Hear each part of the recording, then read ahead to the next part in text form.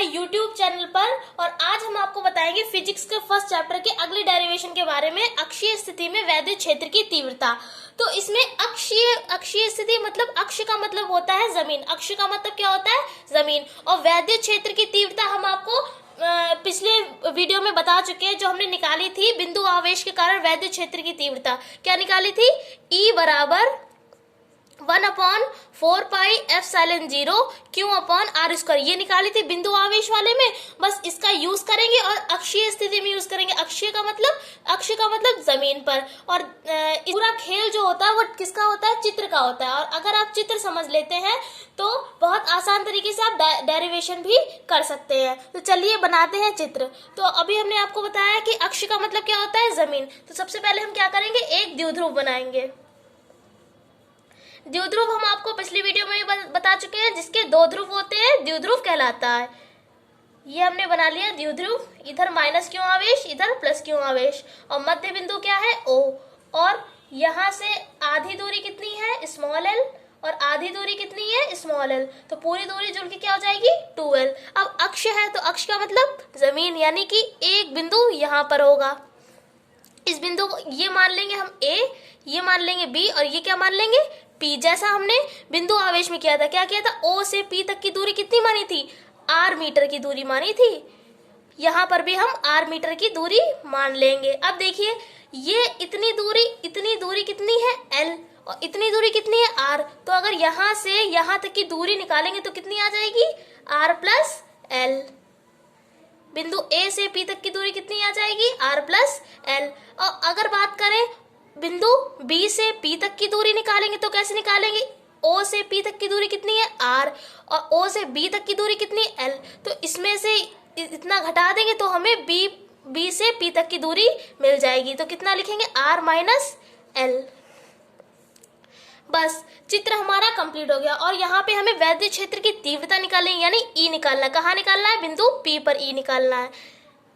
तो यहाँ पे E1 निकालेंगे, फिर E2 निकालेंगे, और फिर क्या करेंगे? हम इसका परिणामी निकाल देंगे, और जो आएगा वही हमारा क्या कहलाएगा? अक्षीय स्थिति में वैद्युत क्षेत्र की तीव्रता। अब फिर से देख लीजिए, हमने डायग्राम में क्या किया है। सबसे पहले एक द्विध्रुव बनाया। द्विध्रुव बनाने के बाद जैसा हमने बिंदु आवेश में किया था, वैद्युत क्षेत्र की तीव्रता जैसे निकाली थी, वैसे ही क्या किया? O से P तक की दूरी क्या मान ली? R, और ये L है और ये R है। जो पूरी दूरी को जोड़ देंगे तो क्या हो जाएगा? R plus L। और ये अब अगर हम इतनी दूरी निकालेंगे तो क्या करेंगे? ज्यादा वाले में से कम वाला घटा देंगे, तो ये B और P के बीच की दूरी R माइनस L निकल आएगी। हमने चित्र में बनाया है, वही थोड़ी सी हम थ्योरी लिख देंगे। क्या लिखेंगे? माना एक द्विध्रुव AB है और जिसके मध्य बिंदु O है। O से P तक की दूरी क्या है? R है, और ये किसमें? एक परावैद्युतांक माध्यम में स्थित है। और यहाँ क्या करना है हमको? वैद्युत क्षेत्र की तीव्रता कहाँ निकालनी है? बिंदु P पर। अब यही हम लिखेंगे। अब देखिए, जो हमने आपको चित्र में बताया वही लिखा। क्या किया? माना एक वैद्युत द्विध्रुव AB किसी परावैद्युतांक माध्यम K में स्थित है। परावैद्युतांक माध्यम बताया था हमने कि जहाँ पे धारा का प्रवाह नहीं होता है, क्या कहलाता है? परावैद्युतांक माध्यम। अब इसके मध्य बिंदु O से क्या बताया? O से P तक की दूरी कितनी है? R मीटर की दूरी पर एक बिंदु P है, जिस पर हमें क्या करना है? वैद्युत क्षेत्र की तीव्रता ज्ञात करनी है। अब क्या करेंगे?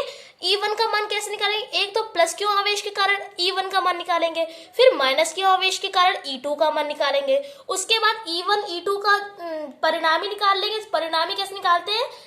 ज्यादा वाले में से कम वाला घटा देते हैं, हमको परिणामी मिल जाता है। तो क्या लिखेंगे अब? तब प्लस क्यू आवेश के कारण तीव्रता।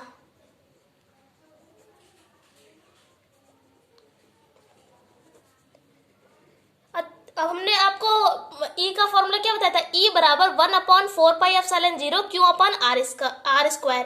तो क्या लिखेंगे? E1 बराबर 1/4πε0। यहाँ पर आवेश कितना है? क्यों ही है तो क्यों लिख देंगे। लेकिन यहाँ पे दूरी कितनी थी? R। लेकिन प्लस क्यों से P तक की दूरी कितनी? R minus L। कितनी दूरी है? R minus L। तो यहाँ पे दूरी क्या लिखेंगे? R माइनस L का होल स्क्वायर, क्योंकि यहाँ पे R के ऊपर क्या लगा था? स्क्वायर, तो स्क्वायर लगा दिया। क्या किया हमने? फिर से बता देते हैं आपको कि यहाँ पर प्लस क्यों आवेश से P तक की दूरी कितनी थी? R minus L। तो दूरी की जगह पे क्या रखा? R minus L। स्क्वायर लगा दिया क्योंकि फॉर्मूले में स्क्वायर था। अब क्या करेंगे? इसको समीकरण बना लेंगे 1। अब लिखेंगे इसी प्रकार माइनस क्यू आवेश के कारण तीव्रता,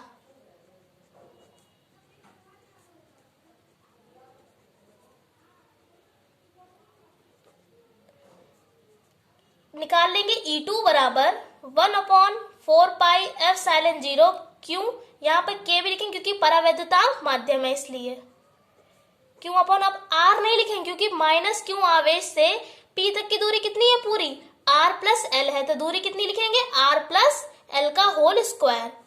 इसको बना लेंगे समीकरण 2। अब देखिए फिर से हम बता देते हैं क्या किया हमने, प्लस क्यू आवेश के कारण तीव्रता निकालेंगे तो यहां से यहां तक की दूरी रखेंगे R माइनस एल, तो R माइनस एल रख दी, और जब माइनस क्यू से P तक की दूरी निकालेंगे तो क्या रखेंगे, R प्लस एल। अब क्या करेंगे, तब परिणामी तीव्रता, इसका परिणामी निकाल लेंगे। परिणामी तीव्रता कैसे निकालेंगे, समीकरण 1 में से 2 को घटा देंगे, तो क्या लिखेंगे,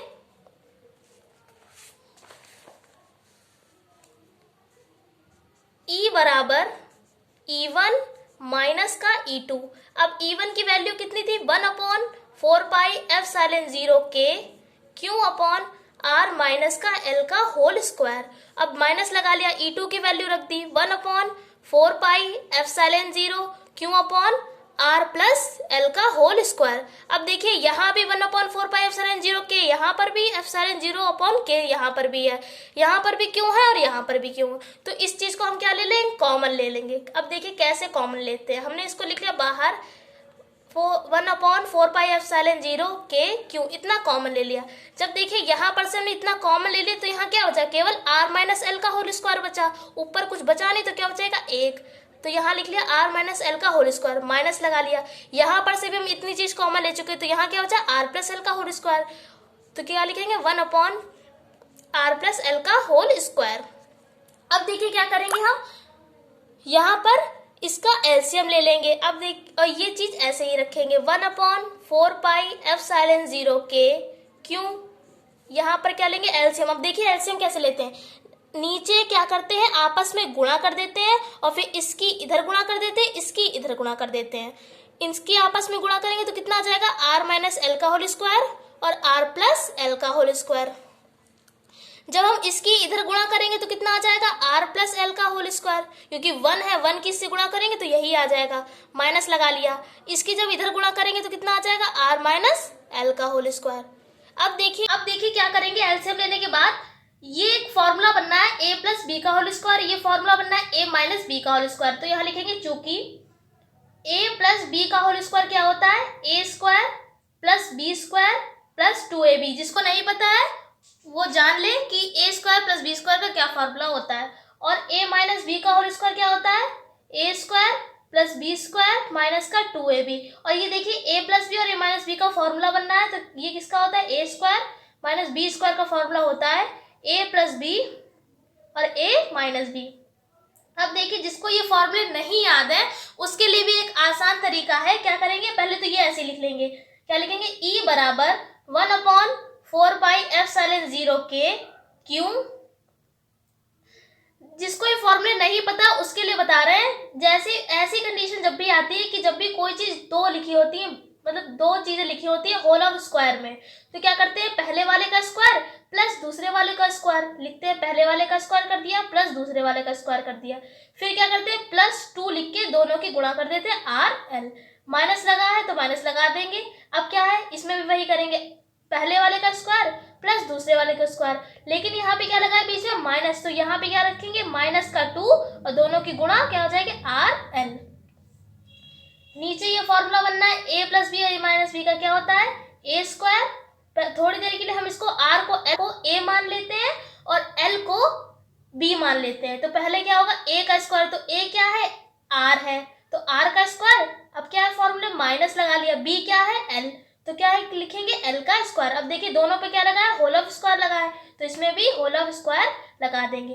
देख लीजिए फिर से समझा देते हैं, जिसको ये फॉर्मूले नहीं आते हैं उसके लिए बता देते हैं एक तरीका कि पहले वाले का स्क्वायर कर दिया प्लस दूसरे वाले का स्क्वायर कर दिया, बीच में क्या लगाया, प्लस लगाया, तो प्लस का 2 और दोनों की गुणा कर दी RL, माइनस लगा दिया। इसमें क्या करेंगे, पहले वाले का स्क्वायर प्लस दूसरे वाले का स्क्वायर, बीच में क्या लगाया, माइनस, तो लिख दिया माइनस का 2, दोनों की गुणा कर दी RL। ये देखिए ये भी फॉर्मूला बनना है a square minus b square का, लिख दिया। थोड़ी देर के लिए r को जो है a मान लीजिए, एल को है वो बी मान लीजिए, तो फॉर्मूले में क्या है, ए स्क्वायर, तो ए क्या है, आर है ए, तो क्या लिख लिया, आर स्क्वायर माइनस बी क्या है, एल, तो एल का स्क्वायर लिख दिया। अब देखिए दोनों पे क्या लगा, होल ऑफ स्क्वायर, इसमें भी हमने होल ऑफ स्क्वायर लगा लिया। अब क्या करेंगे, ये जो ब्रैकेट है हमारा छोटा वाला, इसको खोलेंगे, बाकी की चीजें ऐसी सेम रहेंगी।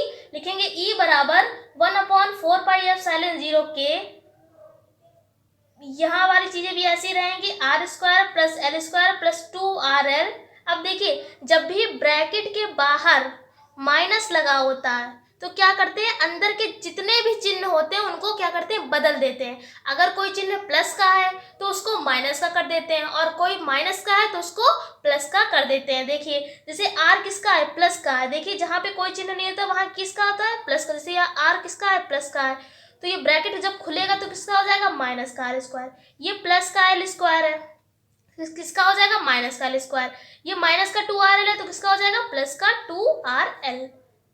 और ये हम ऐसे ही रहने देंगे, R square minus L square का होल ऑफ स्क्वायर।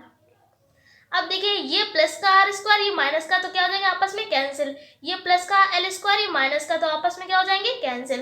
अब ये देखिए 2 और 2RL दोनों प्लस के, तो दोनों आपस में जुड़ जाएंगे, तो लिखेंगे ई बराबर 1/4πε0 के, क्यों, दो और दो जोड़ के कितने हो जाएंगे, 4RL, और बटे में R square minus L square का होल ऑफ स्क्वायर। अब देखिए अगर थोड़ी देर के लिए हम मान लें कि जो L है ये बहुत छोटा है, L जो है किससे बहुत छोटा है, R से L बहुत ज़्यादा छोटा है, तो लिखेंगे यदि R बहुत ज़्यादा बड़ा है L से, बहुत ज़्यादा बड़ा है L से, मतलब कि L छोटा है R से, तो क्या लिखेंगे, अब अगर ये बहुत बड़ा है R L से तो क्या करेंगे, ये L को हम छोड़ देंगे, तो क्या बचेगा, E बराबर 1/4πε0 के, क्यों, और इसको हम तोड़ के लिख देते हैं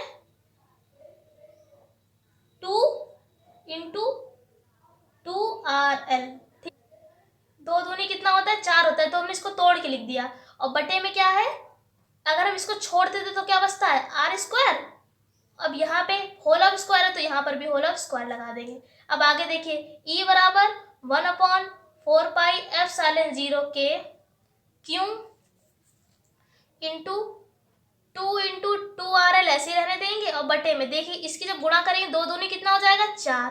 अब देखिए यहाँ पे R की घात कुछ नहीं है तो यहाँ पे कितनी घात है, 1 है, तो जब 4 में से 1 जाएगा तो कितना बचेगा, 3, तो ये घात कट जाएगी तो यहाँ पे कितना बचेगा, 3। तो अब लिखेंगे E बराबर 1/4πε0 के, क्यों, इंटू 2 × 2L बटे में R की घात 3। देखिए यहाँ पे ऊपर R 1 था, नीचे 4 R थे, तो 4 में से 1 जगह कितना बचेगा, 3 बचेगा। अब बचाइए, आपने एक फॉर्मूला पढ़ा होगा वैद्युत द्विध्रुव का, हम पिछली वीडियो में बता चुके हैं क्या होता है, P बराबर Q × 2L होता है, ये फॉर्मूला होता है P बराबर Q × 2L। अब देखिए Q × 2L, तो इसकी और इसकी जगह पूरी जगह पे क्या लिख देंगे, P लिख सकते हैं, तो आ जाएगा E बराबर 1/4πε0 के। अब देखिए 2 ऐसे ही रहने दिया, ये 2 बचेगा, 2L और Q को क्या बन जाएगा, P बन जाएगा, क्योंकि ये फॉर्मूला है वैद्युत द्विध्रुव का। क्या लिख देंगे, P Q × 2L की जगह पे क्या लिख दिया, P, और बटे में R³ ऐसे ही रहने दिया। ये हमारी निकल आएगी वैद्युत क्षेत्र की तीव्रता, और इसका मात्रक क्या था, न्यूटन प्रति कूलाम। आपने कूलाम के नियम में पढ़ा होगा कि परावैद्युतांक जब भी माध्यम होता है तो क्या करते हैं, K बराबर 1 रख देते हैं। यदि माध्यम वायु या निर्वात हो,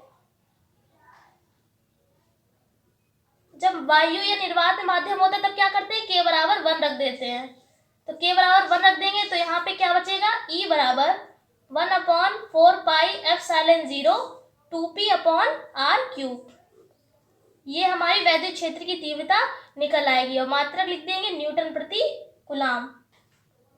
आई होप आपको हमारी वीडियो पसंद आई होगी। अगर आई है तो लाइक कीजिए। फिर मिलते हैं एक ऐसी वीडियो के साथ। तब तक के लिए जय हिंद, जय भारत।